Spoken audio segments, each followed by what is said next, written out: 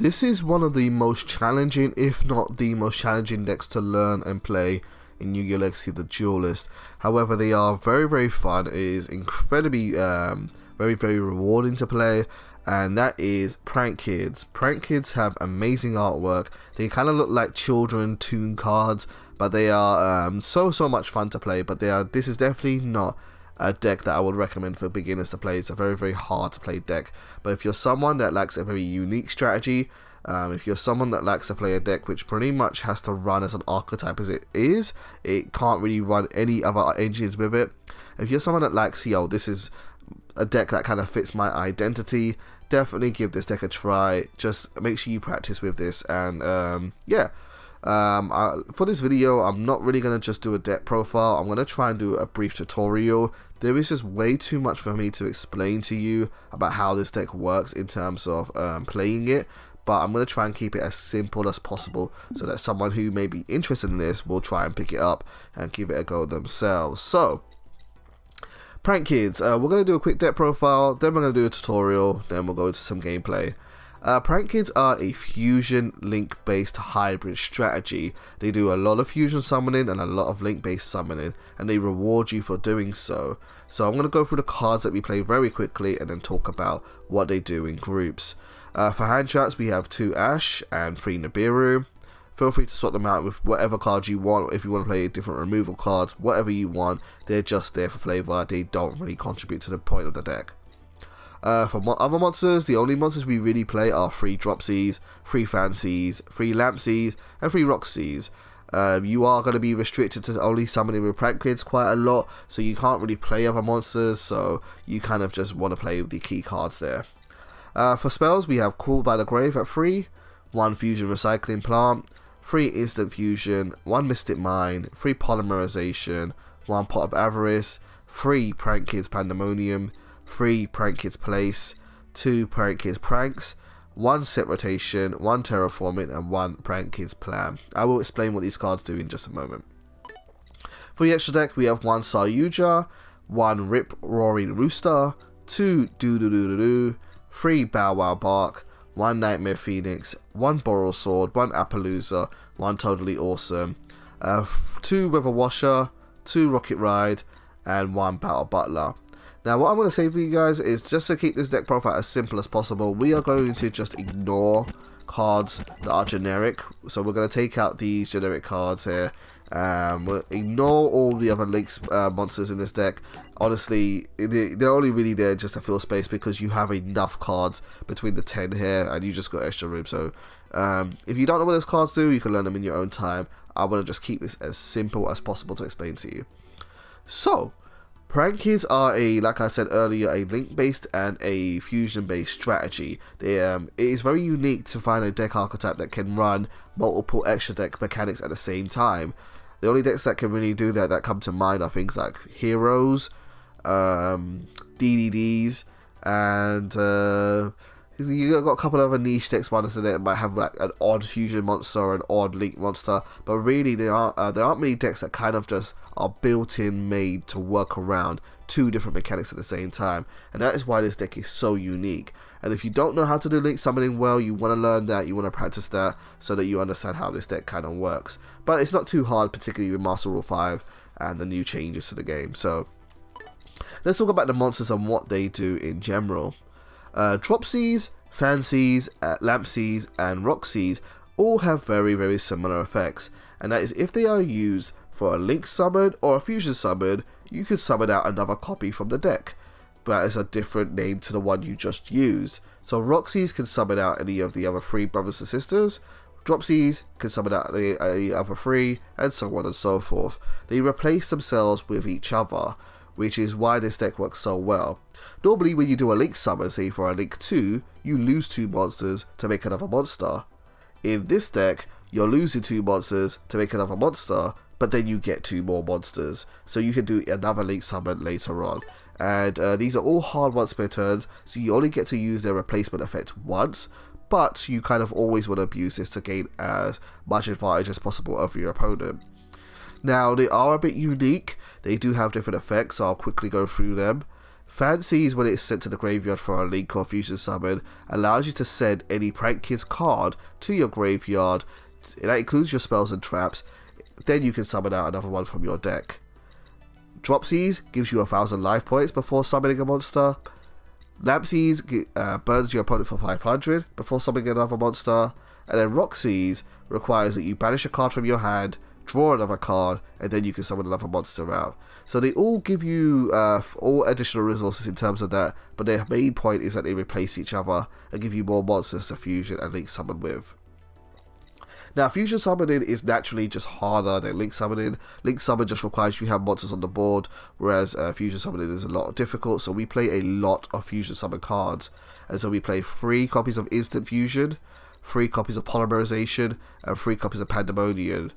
Instant Fusion is only there to summon out your Battle Butler, your Rocket Ride, so that you don't have to actually do a fusion summon to summon it. You can just play it through one card. Polymerization is there because it's Polymerization. And then Pandemonium is basically Polymerization with a special effect. And that is one, Pandemonium is a quick play spell, so you can use this during your opponent's turn or during your turn as a quick play spell, which is really, really nice. But once you use this card, you are locked into only Prank Kids monsters for the rest of the turn, which is its quote-unquote downside, but it's really not a downside for a deck like this. You only really want to rely on your Prank Kids monsters anyway. You very rarely go into your other monsters. Your engine starters for this deck, or the things that get your deck going and search out cards, are your field spells. And so we have Prank Kids Place, where when this card is activated, it can search out any of your Prank Kids monsters and add it to your hand. It also gives your monsters an attack boost and attack decrease, but I won't get into that too much just now. All I will say is, if you know what chain blocking is in this game, the main effect of the attack boost and attack decrease is to do chain blocking, but you can't do that in this game, so do not worry about this too much. It gives you cards attack boost as well. Fusion Recycling Plant allows you to search out Polymerization, however, so if you don't want to search out a monster, you can kind of go for Fusion Recycling Plant instead, where you can discard a card and add Poly from your deck to your hand, or your graveyard to your hand, so which is really, really nice to recycle it.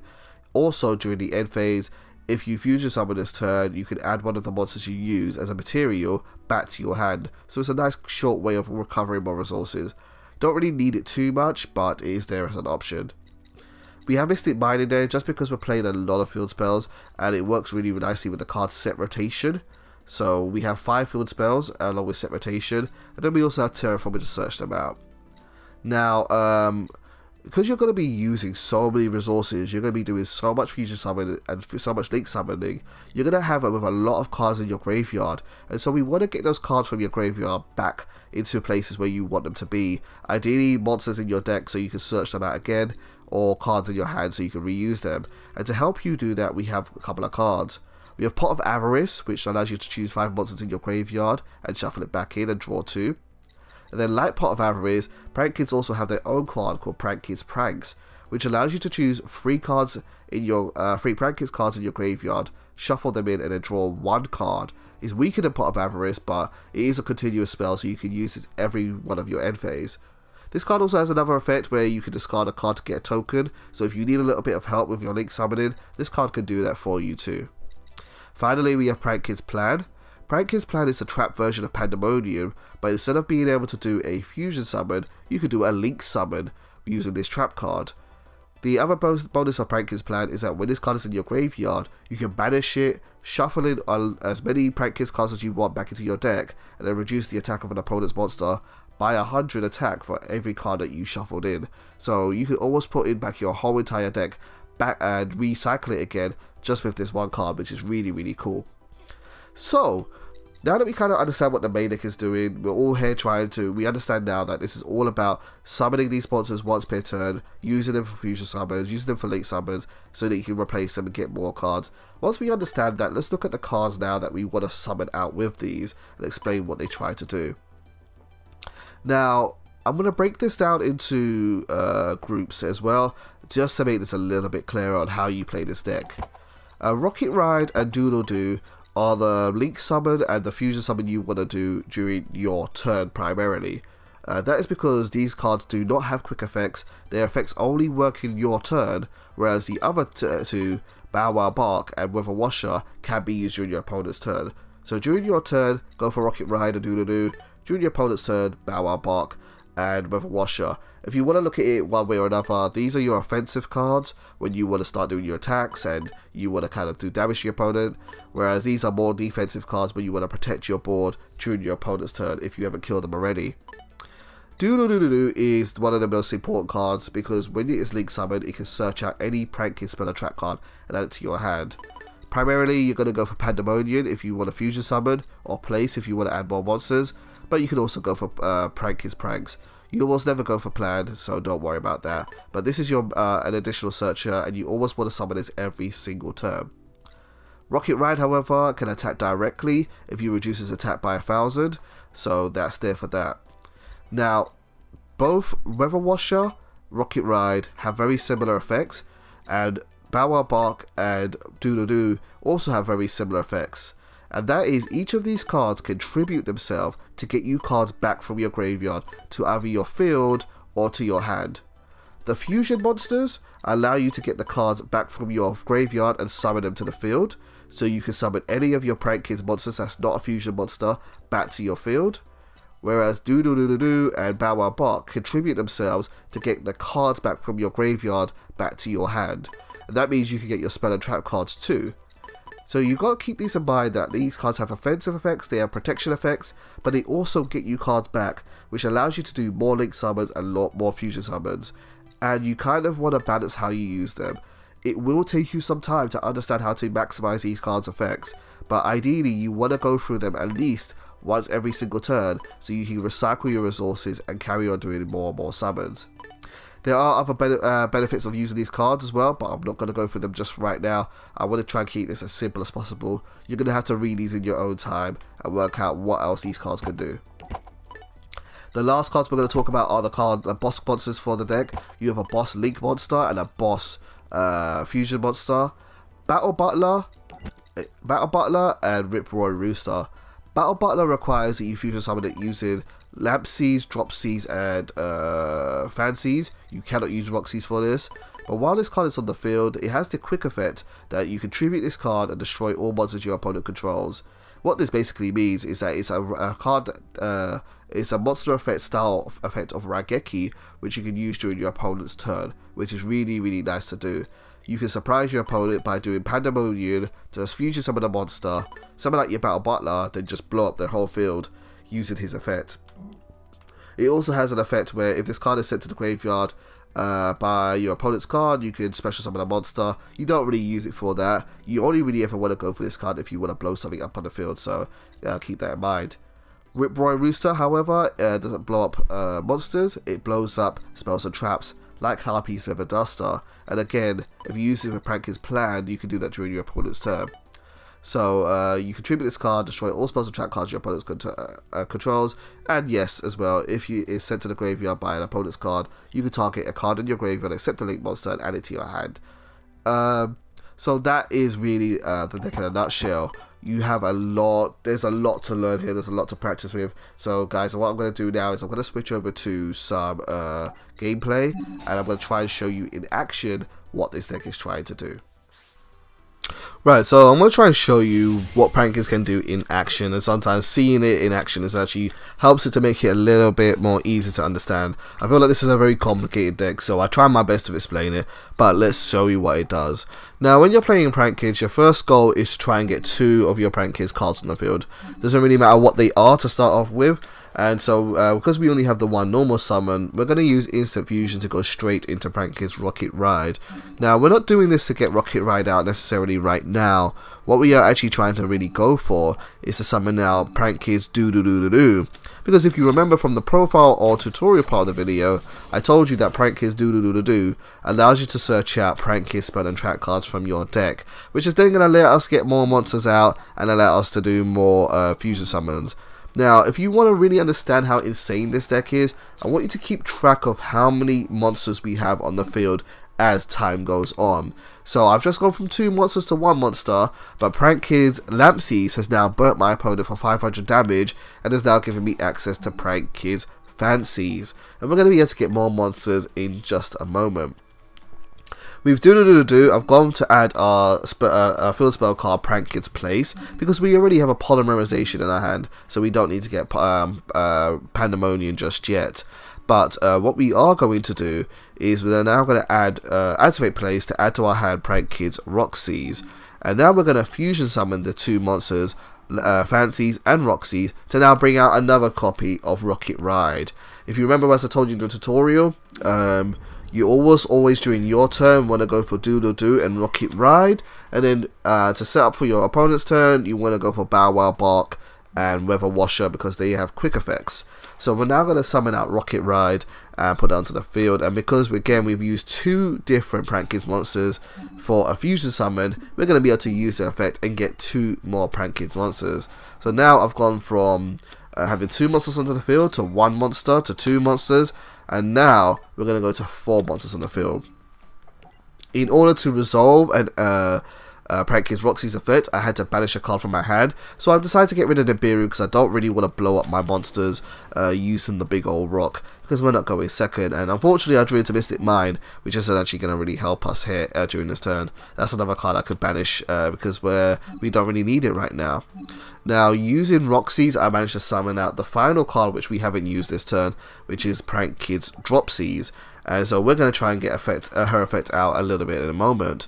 And then just because we have excess space, I'm going to go for another copy of Prank Kids Roxy's as well, because Prank Kids Roxy's has arguably the best stats between defense and attack. And now we're going to use Roxy's and we're going to use Dropsies to summon out Bow Wow Bark, because we've already used Doodle-Doo. So, Bow Wow Bark is going to hit the field, and his effect is not going to become relevant until our opponent's next turn. But if you look at my Rocket Ride, you'll see that it's gotten quite a nice bit of an attack boost. And that is because any card Prank Kids Bow Wow Bark points to gets an 1000 attack boost as well. So that is very, very important when you want to be offensive and you want to kind of go for game. Dropsies just summoned out our final copy of our Fancies to the field. And now we're going to use the effect of Doodle-Doo because we can't attack, so we might as well tribute it and get some of our cards back from the graveyard back to our hand. Now, earlier on when I used Prank Kids Fancies, I sent a copy of Prank Kids Pandemonium to our graveyard.